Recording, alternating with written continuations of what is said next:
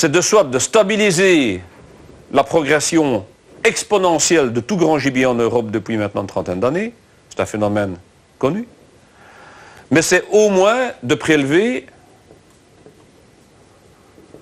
au minimum l'accroissement. Eh bien, lorsque vous ne tirez que dans cette tranche d'âge-là, un, vous ne les tirerez pas tous, et de deux, vous ne prélevez en aucune façon l'accroissement. Donc, vous encouragez votre population à augmenter. D'accord? Si maintenant, eh bien, lorsque vous avez une année à gland et à faine, vous pouvez franchement dire, voilà, on tire tout jusqu'à 80 kg.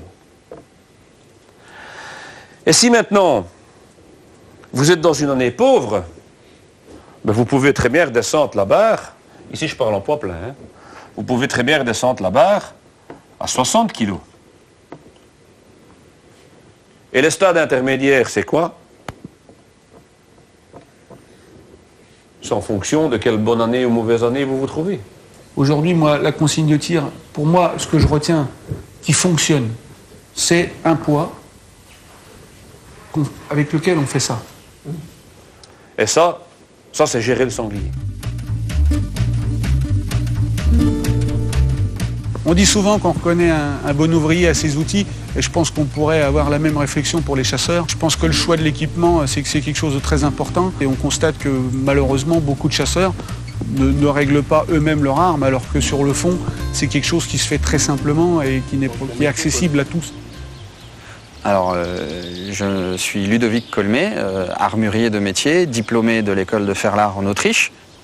Mon rôle est d'enrichir leurs connaissances sur les armes et la balistique en fonction du niveau de chacun, leur expliquer les différences de tout ce qu'il y a sur le marché et de leur faire poser les meilleures questions par rapport à leurs besoins.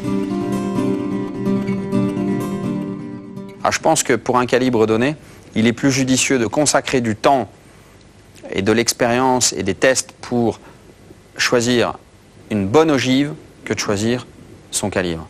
Si vous prenez un calibre standard, peu importe quel qu'il soit, le 7,64, le 30,06, le 8,57 ou un 9,362, peu importe. Après, c'est en fonction de l'utilisation que vous allez en faire, le choix de l'ogive qui est le plus important. Et c'est là où il faut se poser plus de questions, si je puis dire. Qu'est-ce que je veux faire? Qu'est-ce que c'est qu'une ogive idéale? L'ogive, elle doit pénétrer dans le corps de l'animal. C'est la première chose qu'on lui demande.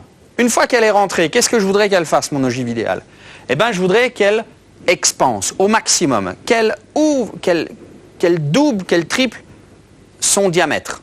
Pourquoi faire? Pour favoriser ce que l'on appelle le canal résiduel.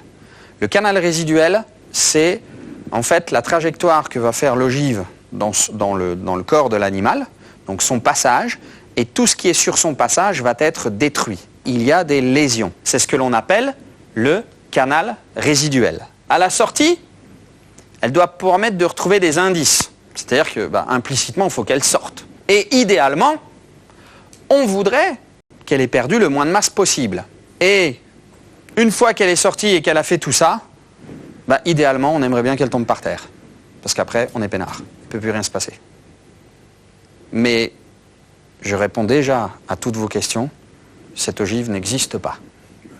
Donc, il va falloir trouver parmi toutes celles que vous avez à votre disposition, celle qui va le mieux vous satisfaire. Ne pas oublier une chose, que ce qui tue, c'est l'hémorragie. D'accord? Et ce qui compte lorsque l'on veut tuer par hémorragie, et par rapport au choix de l'ogive, c'est d'avoir une balistique lésionnelle, résiduelle, et donc toujours atteindre une partie vitale. Dans le poumon, tout est bon. Hein. Voilà. Toucher le cœur, c'est encore meilleur.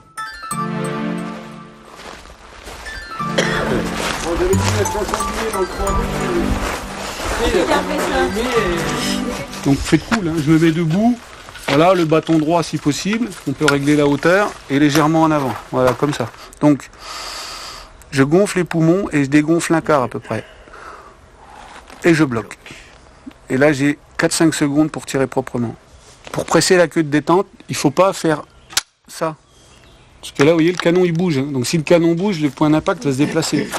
Donc je vais appuyer progressivement sur la queue de détente. C'est-à-dire je tire avec le bout du doigt, dernière phalange sur la queue de détente, et j'appuie doucement. D'accord? Donc j'appuie jusqu'à ce que ça lâche. Donc tu vas doucement sur la queue de détente, hein, t'appuies. Ça va?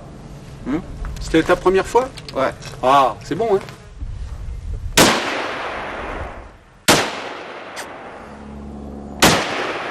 Ok.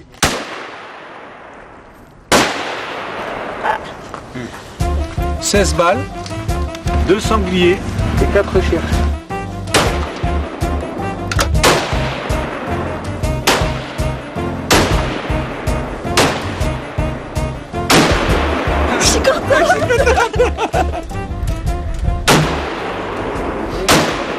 Donc là, 4 balles, 2 recherches, 2 sangliers tués. Là, à cette distance-là, et au vu du déplacement de l'animal, vous devancez la zone vitale de, je sais pas, 10 cm.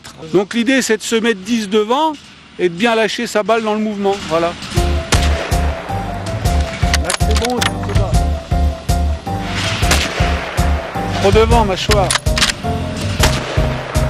Trop bas. Pas vu, moi non plus.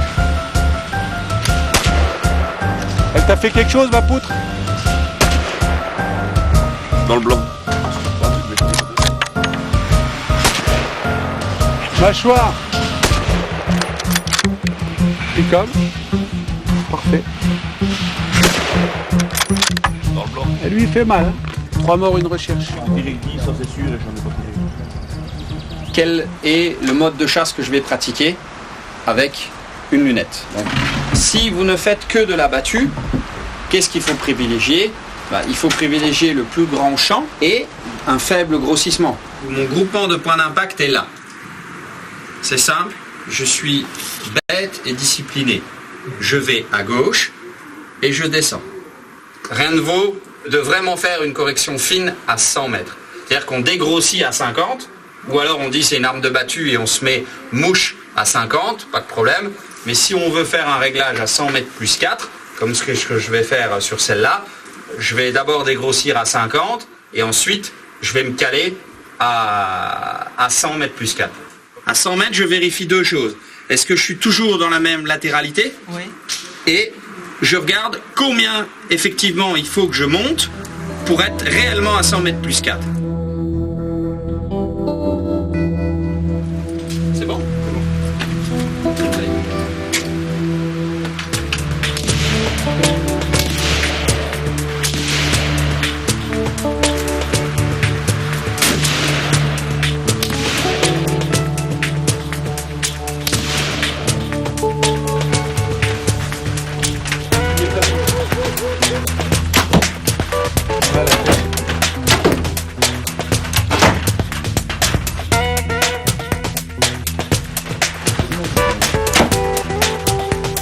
Alors tu vois, là, tu as une déviation, c'est-à-dire qu'en fin de compte, ta flèche arrive comme ça.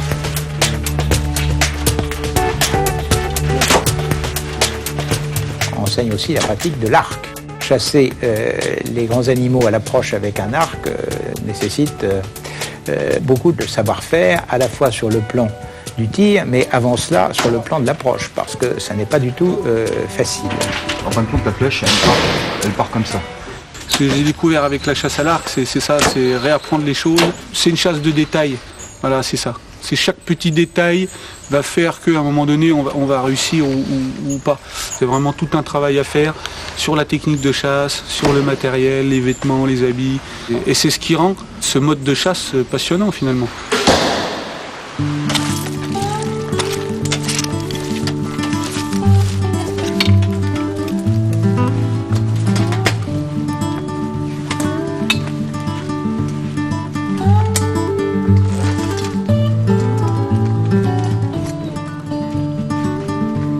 Moi, j'interviens dans le cadre de la formation chasse à l'arc à Belleval. Et donc, j'assure toute la partie réglage du matériel, formation sur la chasse à l'arc en tant que telle, sur les conditions, les exigences qu'implique la chasse à l'arc.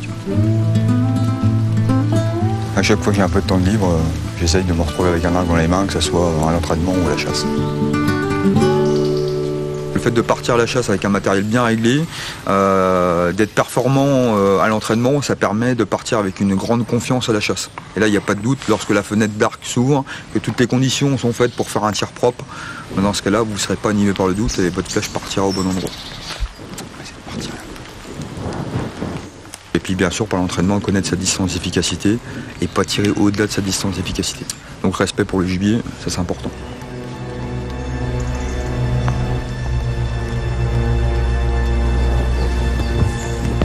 L'élève, l'archer, le gibier, le maître, le but c'est de prendre des leçons, d'en tirer les bonnes conséquences, de se corriger pour un jour dépasser le maître et aboutir au prélèvement. Voilà, donc on a une belle matinée d'approche avec des conditions climatiques optimales, de la pluie, un peu de vent, donc c'était idéal. On a fait un beau contact avec une belle compagnie, les bêtes rousses, bonne taille. Malheureusement, les animaux arrivaient un peu vite et on n'a pas pu se caler et faire une belle flèche. Plein d'images, plein d'émotions, c'est le principal que du bonheur. Dans le sens, ça doit être vachement tendu. Ouais, là, elle est bonne. Regarde, elle vient de buter là-bas, elle vient de buter là-bas. On a un léger décalage, mais qui est inférieur à 5000, donc on va pas y toucher. Bon, ça pour finir, c'est À moins que tu fais un cercle, c'est bon. Donc théoriquement, si vous respectez la règle de sécurité, c'est pas d'utilisation de Tristan de l'autoton-garpon sans harnais de sécurité. Voilà. Je remonte la partie haute, j'appuie, j'ai remonté la partie basse. Donc on se retrouve sur une petite palette. D'aller se pencher comme ça dans le vide, c'est quand même quelque chose qui est pas naturel. Alors que font les gens? En fin de compte, quand ils tirent au sol, il y a bien le T, c'est-à-dire que les bras sont à la même hauteur, d'accord. Et lorsque ils veulent tirer du haut vers le bas, qu'est-ce qu'ils font? Ils font ça. Et là, c'est plus un T qu'on a, c'est un 1, d'accord. Donc automatiquement, en faisant ça, on décale complètement la ligne de visée. Lorsqu'on veut tirer au Tristan, c'est tout le bassin qui pivote pour garder toujours ce T. Donc le T doit basculer. Pour les consignes de tir, en ce qui concerne le gibier, quand vous tirez des petits sangliers, des bêtes rousses, donc des sangliers de moins d'un an, vous pouvez tirer chevreuil, donc le brocard, chevreuillard. De toute façon, les formateurs de d'élevage, tu te mets au fond, il y a des belles coulées, il y a des, tu vois, peut-être un petit peu décalé là.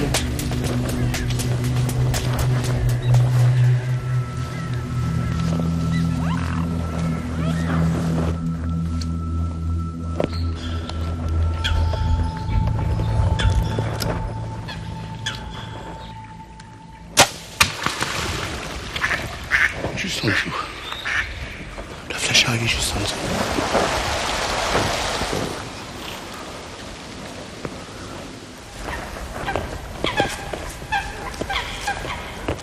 Ah, bon vent.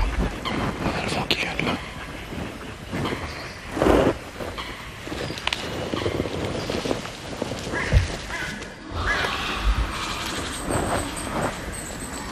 On va reprendre la ligne de travers. On va essayer d'avancer jusqu'au bout.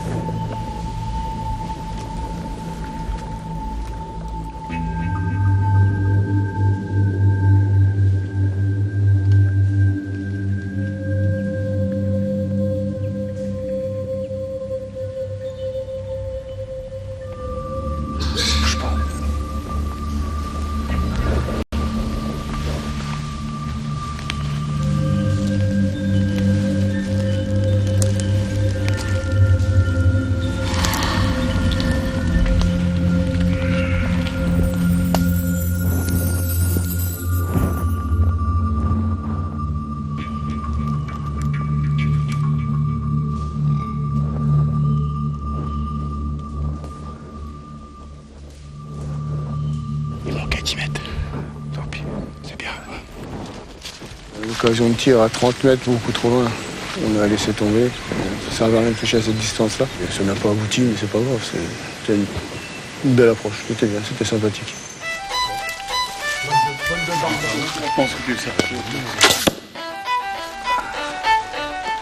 J'ai appris énormément de choses déjà au réglage de l'arc. Donc là, je pense que je vais pouvoir au moins me débrouiller avec ça. J'ai pris aussi confiance dans la façon de tirer. C'est une transmission qui ne peut pas se trouver dans les bouquins. C'est comme la mayonnaise, il y a une transmission de savoir-faire qui demande des vrais tours de main. Donc, quand on démarre tard comme moi, autant demander à ceux qui savent très bien pour essayer de progresser un peu.